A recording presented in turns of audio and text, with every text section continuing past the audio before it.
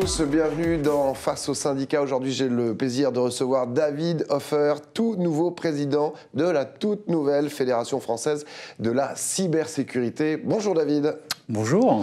Merci d'être sur le plateau d'Agnews Sécurité. Vous êtes également vice-président de eTrust, qui est un éditeur français de solutions de cybersécurité. C'est exact? C'est exact. Donc vous êtes dans le vif du sujet de ce thème de la cyber.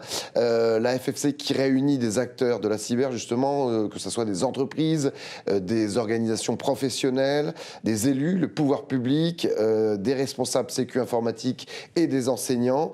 Quand est-ce qu'elle a été créée? Puisqu'on vient de dire qu'elle était nouvelle.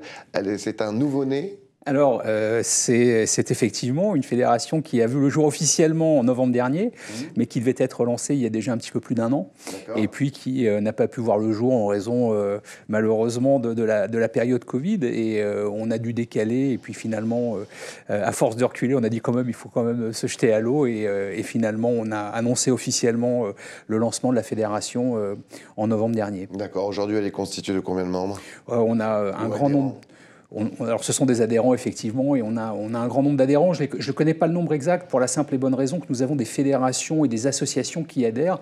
Et donc, tous leurs membres sont, j'allais dire, indirectement également adhérents chez nous. Et donc, ça représente plusieurs centaines aujourd'hui d'entreprises et de personnes qui sont membres, adhérents de la Fédération française de la cybersécurité. Alors, vous allez avoir beaucoup de travail. On va rappeler quelques chiffres concernant les cyberattaques en France.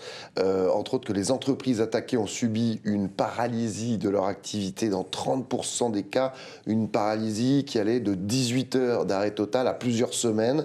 En termes de dégradation de réputation, eh bien 25% des cas, perte de données dans 23% des cas, dégâts financiers 12%, perte de clients également 12%.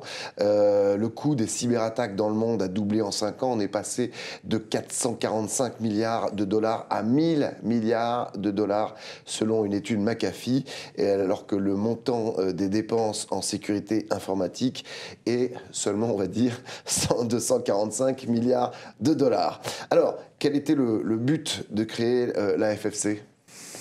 Le but, tout d'abord, c'est d'avoir une fédération représentative de tous les acteurs de la cybersécurité. Aujourd'hui, il y a une multitude d'acteurs qui traitent de la cybersécurité, chacune avec sa propre légitimité, mais il manquait un acteur qui puisse peut-être fédérer tout le monde, qui puisse porter des messages que certains ne peuvent pas porter, parce que nous avons des associations qui représentent, j'allais dire, des éditeurs de logiciels, des sociétés de services, mais il n'y avait personne qui pouvait porter certains messages qui peuvent être également perçus comme des messages politiques, bien qu'on ne fasse pas de politique, mais nous avons une vocation à aller essayer de favoriser l'emploi dans la cybersécurité, favoriser la formation notamment, de mettre des passerelles entre les différents métiers, et à ce jour, personne ne s'occupait de ces problématiques-là.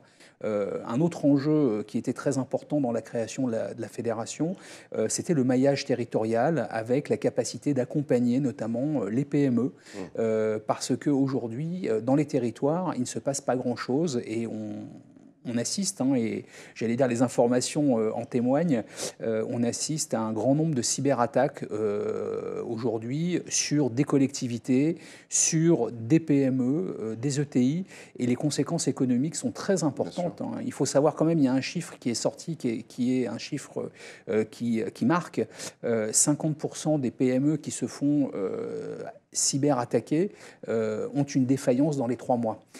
Donc, vous dites une défaillance, ça veut dire quoi? Qu'elle dépose le bilan? Exactement. Ouais. Donc c'est quand même, en termes d'emploi, en termes d'économie, ce sont des sujets d'importance. Donc il va falloir à la fois essayer de travailler sur ce qu'on appelle la résilience des entreprises, la résilience des collectivités, des mairies, des instituts de santé aussi qui se font cyberattaquer. Et puis il va falloir essayer de créer de l'emploi, de créer des compétences, d'accompagner. Et ça, c'est le but de la fédération. Parce que, bien évidemment, les PME ont moins de moyens pour se protéger que les grosses entreprises, ce qui n'empêche pas les grosses entreprises d'être attaquées, mais en tout cas, elles se défendent probablement mieux que les PME, ne serait-ce qu'en réflexe déjà, en termes au niveau des employés, quoi. C'est exact. Il y a déjà dans les grandes entreprises des infrastructures qui font que l'infrastructure informatique est pilotée. Ouais. Il y a des moyens également pour mettre en place des responsables de la sécurité des systèmes d'information de manière à... Formation des informations auprès des employés. Tout à fait. Alors, régulière. des fois, ça reste même dans les grands groupes et dans les grandes entreprises, ça reste toujours peut-être un peu problématique, ce sujet-là. Néanmoins, il est clair qu'il y a une forte disparité entre les grandes entreprises et les PME, parce que les moyens sont complètement variés, même si, et divers, même si les risques restent les mêmes. Aujourd'hui, les typologies de cyberattaques sont très bien cartographiées et référencées. Ce sont les mêmes typologies pour les grands groupes que pour les PME. Mais néanmoins, les PME sont moins, on va dire, résilientes parce que moins préparées. Est-ce que la crise sanitaire et le fait qu'il y ait davantage d'employés qui travaillent en télétravail, donc de chez eux, a développé les cyberattaques ? Alors, je ne sais pas si ça a développé les cyberattaques, néanmoins, on les voit beaucoup plus. Ouais. Donc, la quantité de cyberattaques en tant que telle, elle a toujours été extrêmement élevée.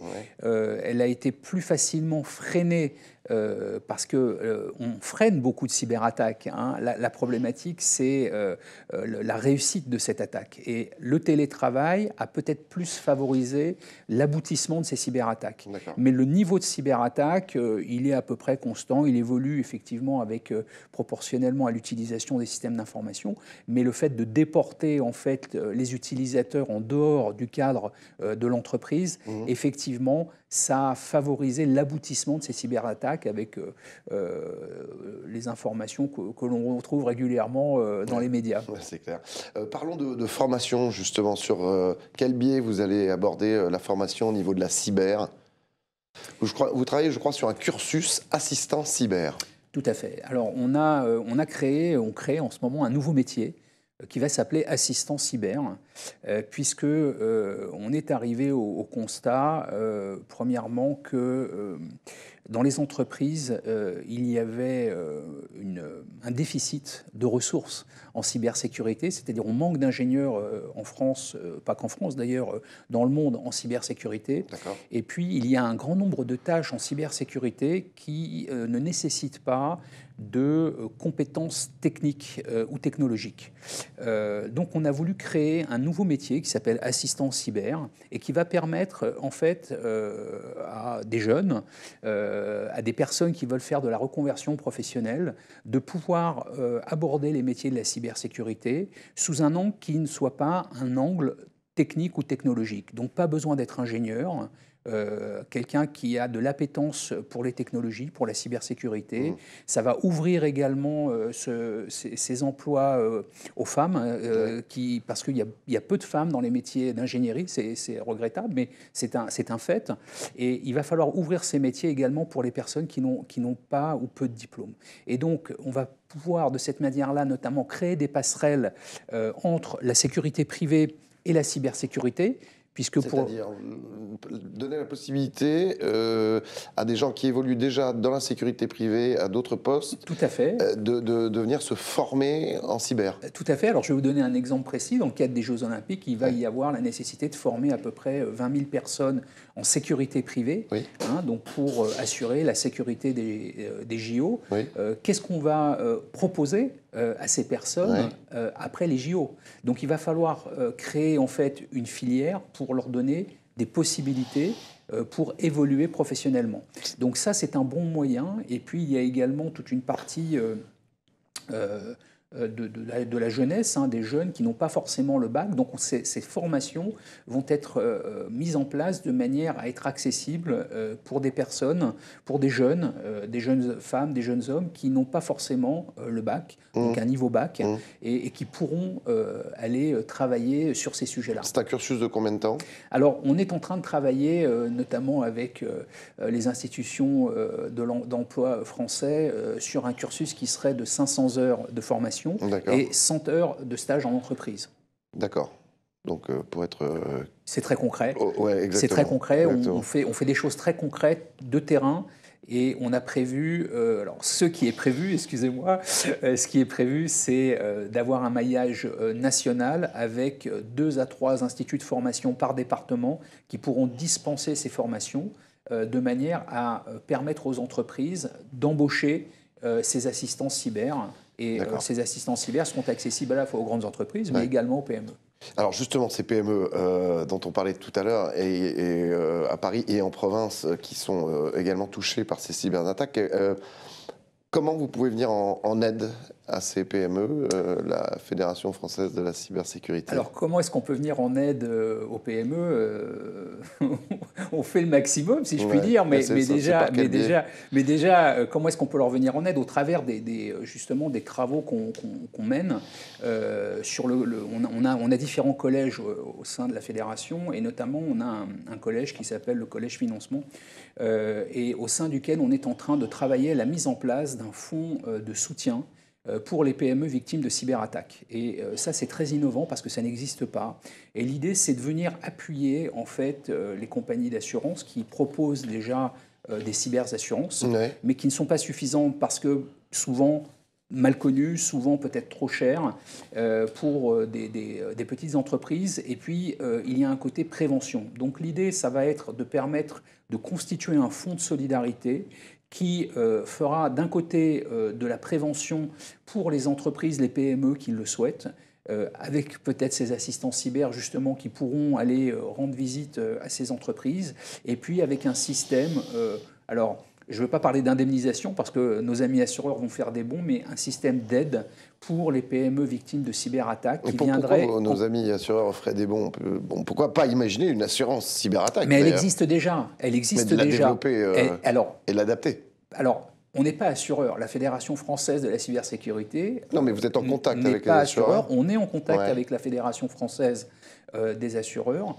On réfléchit justement, comme je le disais, à venir compléter peut-être ces cyberassurances de manière exactement avec un fonds de soutien, de manière à ce que l'on puisse avoir une résilience beaucoup plus forte aux cyberattaques. Et toute la problématique aujourd'hui, c'est le financement de ce fonds, parce qu'il va falloir...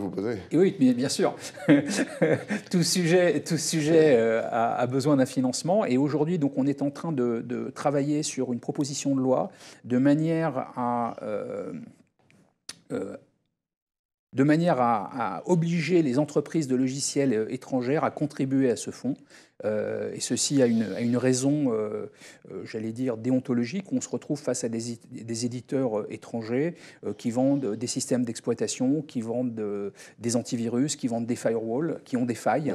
Et à un moment, il va falloir qu'ils contribuent aussi à cet effort que l'on fait sur la résilience et notamment au coût que ça implique pour l'économie française. Donc ce tissu économique français qui est victime de cyberattaques malgré les dépenses fortes qui sont faites en cyberdéfense, eh bien à un moment il va falloir que ces éditeurs prennent leurs responsabilités.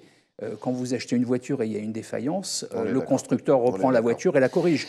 Quand vous achetez un système d'exploitation ou un firewall, eh ben à un moment, s'il y a un problème, il faut que l'éditeur prenne ses responsabilités. Au niveau de l'État, on sait qu'en termes de sécurité et de cybersécurité, il y a quand même deux deadlines importantes qui doivent faire avancer tout ça. C'est la Coupe du Monde de rugby en 2023 et les Jeux Olympiques et Paralympiques en 2024. Le préfet Olivier de Mazières, au sein de la délégation ministérielle et au partenariat, aux stratégies et aux innovations de sécurité, travaille beaucoup là-dessus. Est-ce que vous avez des échanges avec lui? Tout à fait. Je l'ai rencontré il y a une dizaine de jours. Nous avons échangé très longuement sur les problématiques de cybersécurité, puisque effectivement, il est au fait de ces sujets-là. C'était, je crois, le lendemain de l'annonce du démantèlement du réseau Emotet.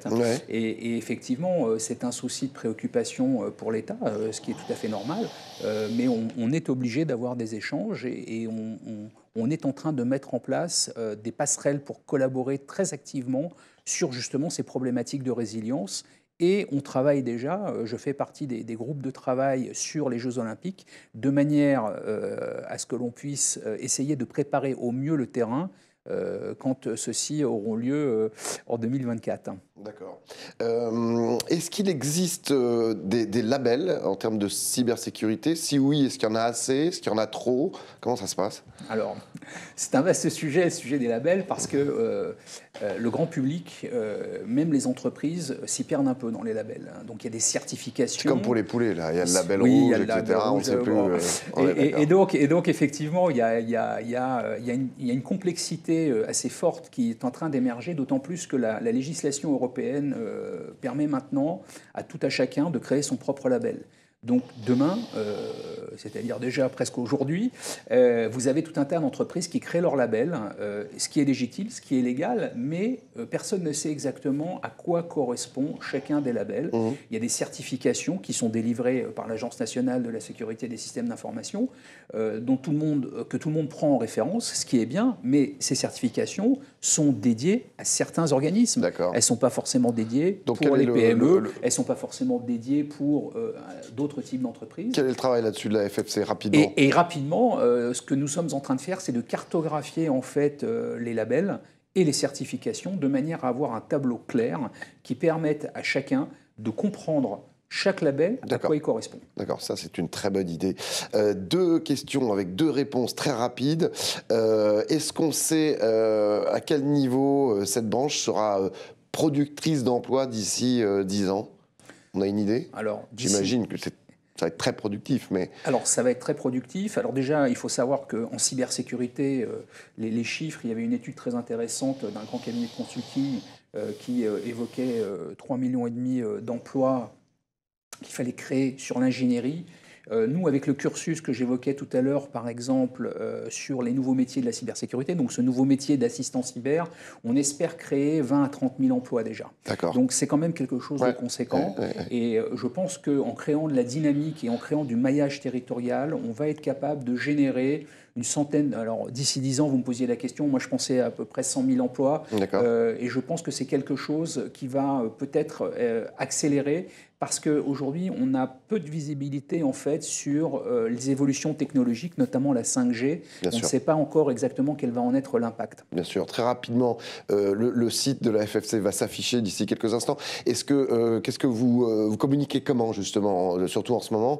Est-ce que les gens, les membres qui nous regardent peuvent facilement aller trouver de l'information sur le site Internet? Alors, le site Internet est en ligne, il y a de l'information. On réalise régulièrement, tous les mois. Il y a statistiques, sondages, études. Oui, on reste assez discret puisqu'on est quand même dans un métier où il y a quand même de la discrétion. On ne va pas aller parler des cyberattaques de Pierre-Paul Jacques, c'est pas l'objet.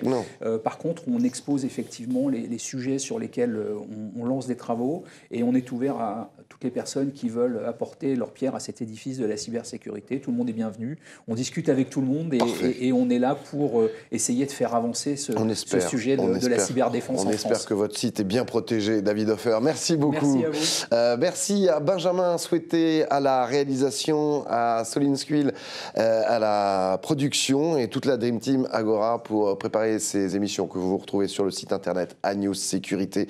À très très vite pour une autre émission. En attendant, prenez soin de vous.